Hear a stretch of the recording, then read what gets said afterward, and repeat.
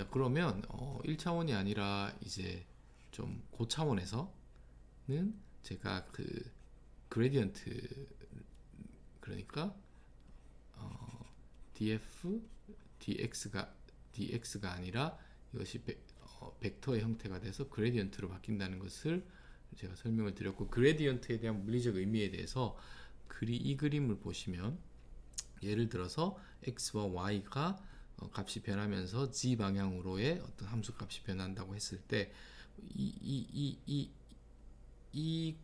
초록색의 곡선은 y를 픽스하고 x를 변화시키는 거죠. 그렇게 되면 여기는 지금 2차원 x와 y 2차원에서 변수들이 변하면서 높이 방향으로 값들이 변하는 함수인데, 결국은 이 초록색은 1차원이 됩니다. 그래서 지금 그거에 대한 기울기 x에 관한 기울기는 이게 되겠죠. 그러면 이 점에서의 가장 그 접선 방향으로의 그 기울기가 됩니다. 그러면 x를 고정하고 이렇다고 하면 이 그림에서는 뭐 이런 커브가 될 테고 이런 직선이 될 겁니다. 아마. 그거를 이 그림에서 보면 결국 그레디언트라는 것은 이 차원에서 설명을 하면 평면이 되겠죠.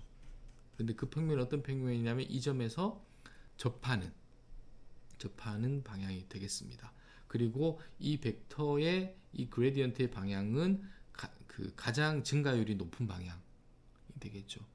그러니까 높은 방향이니까 반대로 하면 증가율이 가장 높은 방향의 반대 방향으로 간다는 거 하니까, 그 차원에서도 우리가 직관적으로 생각하는 그레디언트 디센트와 또 make sense 하다는 것을 여러분들이 알 수 있고, 제가 여러분들에게 좀 부탁드리는 것은 그레디언트 디센트 그 차원에서 이 그림으로 머릿속으로 비주얼라이제이션을 하고 상상을 하시면 도움이 될 것 같습니다. 그리고 이 그림에서 결국은 우리가 하는 것은, 그레디언트는 이 XY 평면에서 있는 거고, 지금 이 방향으로 가는 거고, 마이너스니까 그 마이너스 알파만큼 해서 이 방향으로 업데이트를 하는 거고, 이 보시면 이 평면상에서는 점점 더 미니마이제이션 프로그램에서는 값들이 작은 값으로 가는 것을 알 수가 있습니다. 자, 그러면 문제를 실질적으로 한번 풀어보도록 하겠습니다. 그래서 이 경우에 여기를 보시면 지금 x1, x2가 있으니까 디시전 베리어블 또는 언너는 x1, x2에서 이렇게 벡터로 표현을 할 수 있을 것 같고, 지금 보시면 최소값을 갖는데 여기는 제곱이 있고 제곱이 있으니까 결국 우리는 솔루션은 정답은 3, 3이라는 것을 알고 있는데, 제가 이거를 그레디언트 디센트 방법으로 풀어서도 이렇게 해가 나오는지를 데모를 보여드리기 위해서 가지고 온 예시라고 보면 될 것 같고, 얘를 먼저 한번 풀어보겠습니다. x1 제곱 마이너스 6x1 플러스 9, 다음 x2 제곱 마이너스 6x2 플러스 9 정리를 하면 x1 제곱 플러스 x2 제곱 마이너스 6x1 마이너스 6x2 플러스 18이 되겠습니다. 여기서 좀 추릭을 좀 제가 쓰고 싶은데, 우리가 이것을 칼럼 벡터로 두었으니까 트랜스포즈를 시키고 이렇게 세우겠습니다. 그러면 여기에 어떤 2분의 1을 두면 여기 0을 하면 여러분들 이렇게 한번 계산을 해 보시기 바랍니다. 이렇게. 그러면 여기가 나오게 됩니다. 한번 보시면. 그리고 마이너스 6 x1 x2 플러스 18 그래서 결국은 저희가 2분의 1 x 트랜스포즈 h x 플러스라고 하면 플러스 어떤 트랜스포즈겠죠. 이 경우에는 이렇게 세워서 저희가 약속을 했습니다. 그리고 x 그리고 이쪽 부분에 이 컨스턴트는 최적화를 하는 것에 그 상관이 없기 때문에 옵셋이 되는 값이기 때문에 이것이 f가 됩니다.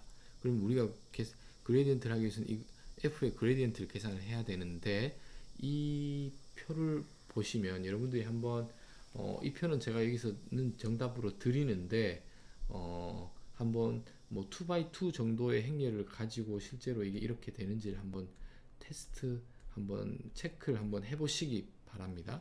그래서 이 꼴을 보면 x 트랜스포즈 ax니까 여기에 있죠. 여기는 h지만 그래서 이렇게 되니까 2분의 1 hx 플러스 h 트랜스포즈 x 그 다음 요 경우에 해당하는 건데 트랜스포즈니까 G가 되겠죠.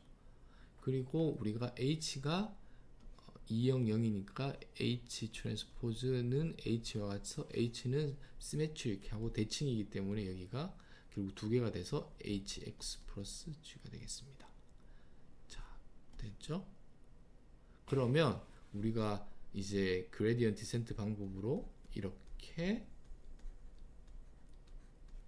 하면 이터레이션을 리핏하면 X가 X 저희가 원하는 옵티멀로 수렴을 할 거라는 것을 예상할 수 있고 그래서 업데이트 룰이고 이것을 실제로 그 파이썬 환경 내에서 구현을 하게 되면 먼저 h를 정의해야겠죠. h는 이렇게 마이너스 66이니까 여러분들이 이런 문법들은 좀 여기는 그 심화된 과정이니까 여러분들이 좀 따로 한번 이쪽 그 파이썬 또는 넘파이 쪽으로 수치 해석적인 코딩이 익숙하지 않으신 분들은 좀 따로 스터디를 하셔서 좀 챙기시기 바랍니다. 제가 코딩적인 면에서 디테일하게까지는 설명을 안 드리겠습니다. 그리고 이 반복을 하는 데 있어서 시작은 해야 되니까 어떤 이니셜라이제이션 하는데 그냥 여기서는 00에서 시작을 하도록 하겠습니다. 그리고 알파라는 것은 0.2로 그냥 제가 임의로 세팅을 했습니다. 그리고 델타 F를 DF로 했을 때 HX 그러니까 여기를 그대로 제가 표현을 한 거고 여기는 그레디언트 디센트 룰을 그대로 써서 실행을 뭐 예를 들어서 25번을 반복을 하면 이렇게 지금 보시면 정확하게 3은 아닙니다. 근데 이거는 거의 근사를 해서 수치적으로는 그 3에 가까워진다는 걸 알 수가 있습니다. 이것을 더 정확한 솔루션을 가지고 싶으면 이터레이션 횟수를 늘릴 수 있고 아니면 알파를 더 작은 값을 가져서 조밀하게 그 값들을 서치할 수 있도록 하는 방향이 있을 것 같습니다. 그래서 그레디언트 디센트 방법을 설명을 했고 이 예시를 통해서 어떻게 파이썬에서 구현이 되는지도 여러분들과 한번 살펴보았습니다. 자, 이제 좀 심화된 내용을 좀 여러분들과 한번 논의를 해보고 싶은데 알파라는 것, 스텝 사이즈, 이 스텝 사이즈가 학습을 하는 이터레이션 과정에 어떠한 영향을 미치는지 한번 살펴보도록 하겠습니다. 그래서 경우가 알파가 작을 때, 알파가 너무 클 때에 대해서 보시면 알파가 작으면 무엇이냐면 우리가 x에서 x-알파 그레디언트 이렇게 되는데 이 값이 작으면 그레디언트에서 수정하는 업데이트되는 x가 작다는 거죠. 그래서 아주 조금씩 움직일 겁니다. 세밀하긴 하지만 섬세하게 움직이기 때문에 그래서 여기가 조금씩 움직여서 많은 이터레이션을 해야 된다. 그 얘기는 어떤 옵티멀한 솔루션으로 수렴하는데 시간이 많이 걸릴 것이다. 반면에 알파가 크면 여기서 이렇게 되면 마이너스인데 알파에 있으니까 플러스가 돼서 증가를 하는데 알파가 크기 때문에 훅 넘어가게 될 겁니다. 그리고 여기 또 봤더니 플러스가 되니까 마이너스의 알파 큰 값이 다시 반복을 이렇게 해서 점핑을 하게 돼서 좀 오버슛이 발생할 수 있겠죠.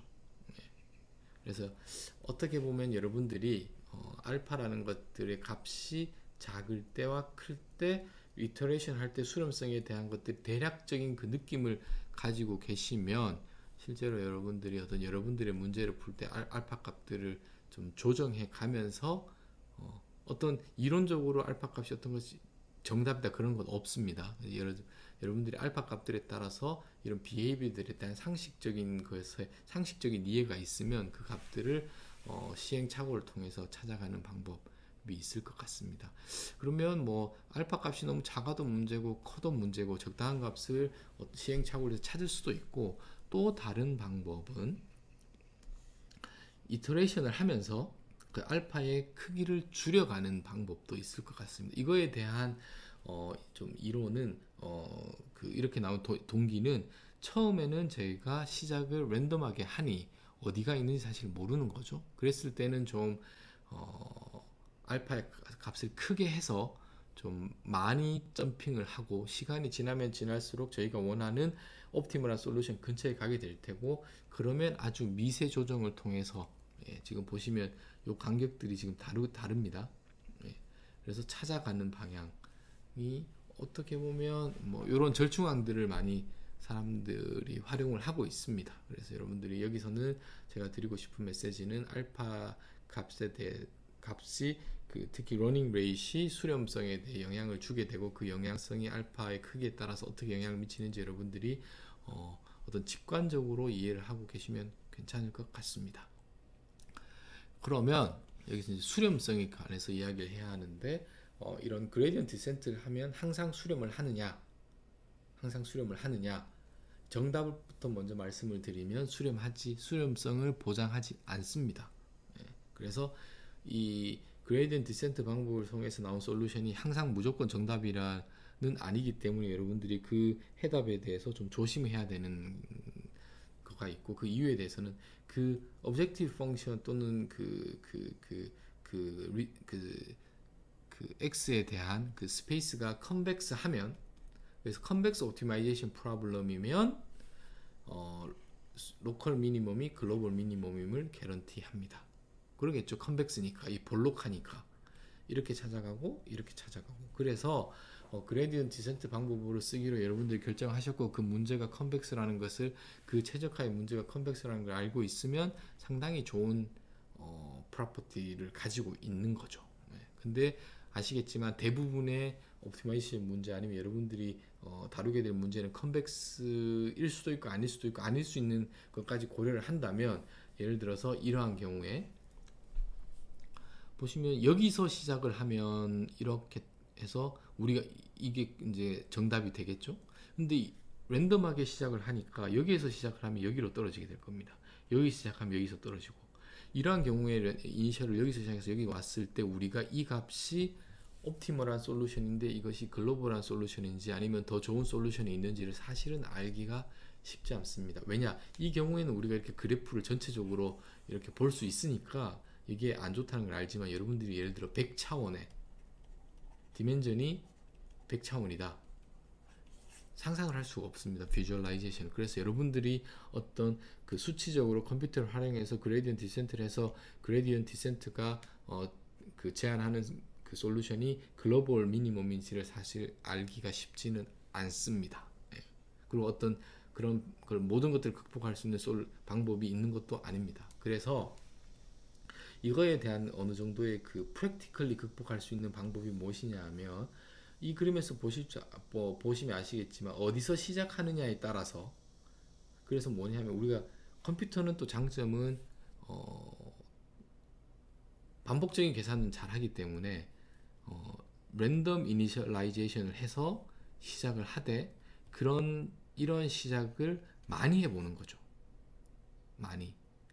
그러면 뭐 어떠한 경우에는 여기에 솔루션도 나올 테고, 어떠한 경우는 여기에 솔루션이 나올 텐데, 그때 오브젝트 펑션을 계산할 수 있으니, 그 중에서 가장 작은 것, 오브젝트 펑션의 그 옵티멀 찾은 그 솔루션의 이 x의 값에다가 오브젝트 펑션을 넣어서 이밸류에이션 했을 때 그것이 더 작은 값을 선택을 하면 되겠죠. 역시나 이것이 수학적으로 엄밀하게 옵티멀 솔루션을 개런티하느냐, 그렇지 않습니다. 하지만 상당히 프랙티컬하게 많이 활용을 합니다. 그래서 멀티플 트라이얼로 각각의 트라이얼마다 랜덤 이니셜라이제이션을 하자. 어느 정도 non 컴팩스의 문제에서도 그레디언트 디센트를 써서 문제를 푸는데 좋은 방법이다로 받아들이시면 될 것 같습니다. 자, 그래서 여기 이제 옵티마이제이션 문제를 푸는데 practical이라는 단어가 있습니다. practical하게 어떻게 풀 것이냐라는 것에 대해서 일단 옵티마이제이션 문제를 푸는 것은 쉬운 게 아닙니다. 근데 좋은 굿 뉴스는 많은 경우에 여러 연구자들이 어려운 뉴메리컬하게 수치적으로 푸는 것들을 많이 연구를 해두었습니다. 그래서 툴들이 많이 있습니다. 그래서 우리는 주어진 문제를 옵티마이제이션 문제로 치환을 해서 모델링 하는 것은 어떻게 보면 그건 우리가 해야 되는 거고, 그 주어진 문제를 푸는 것은 그 어떤 뉴메리컬한 솔버를 활용할 예정입니다. 그래서 옵티마이제이션 문제를 어떻게 푸는지에 대해서는 여기는 지금 딥러닝, 그러니까 인공지능 딥러닝 강좌이기 때문에 너무 고민을 안 하셔도 될 것 같고, 대부분은 그레디언트 디센트, 이것은 임플리멘테이션 하기 쉽고 제너럴하고 제네릭합니다. 그러겠죠? 예, 그리고 특히 이제 우리가 다루게 될 뉴럴 네츠라든지 딥러닝에서는 그레디언트 디센트 방법으로 옵티멀한 솔루션을 찾는 것이 일반적이고, 그리고 그레디언트 디센트 방법이 임베디된 딥러닝의 딥러닝의 된 솔버가 텐서플로우라고 생각하시면 될 것 같습니다. 그래서 텐서플로우를 딥러닝 또는 뉴럴넷을 위한 옵티마이제이션 솔버라고 생각하시면 되고, 그 중에서도 그레디언트 디센트 방법이 내부적으로는 차용되어 거기에 대한 다양한 베리에이션이 있겠지만 크게는 그레디언트 디센트 방법이 활용되는, 그리고 그것이 딥러닝에 적합하게